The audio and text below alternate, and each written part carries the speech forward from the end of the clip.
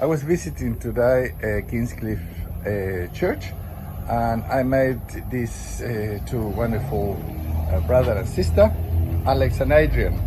And in the conversation, having a tea, they just mentioned spontaneously why they are here. So because I love what they say, I'd like to ask them if they can record that, and they say yes. So, Alex. Yes, Carlos. Tell me, why are you here? How come you started coming here?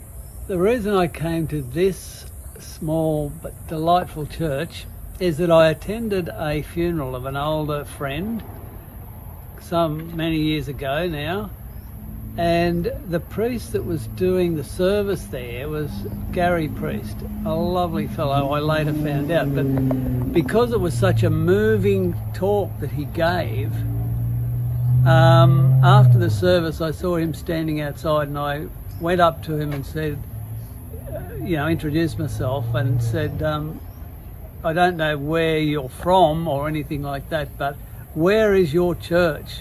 And he said, it's a little Anglican church at Kingscliff. I said, great, I'm going. I'll see you there. And that was where, we continued on from that day onwards. How many years ago was that?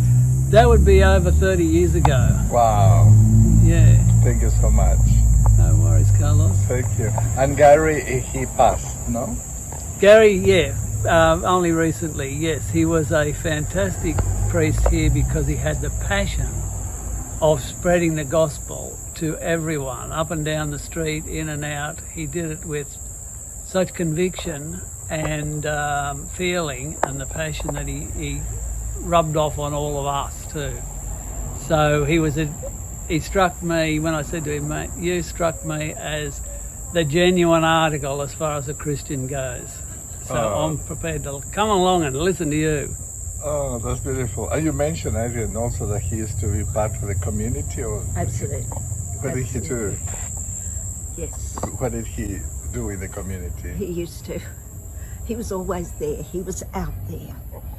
It would be nothing to walk down the street and find Father Gary sitting in the gutter with a couple of young ne'er-do-wells having a good chat.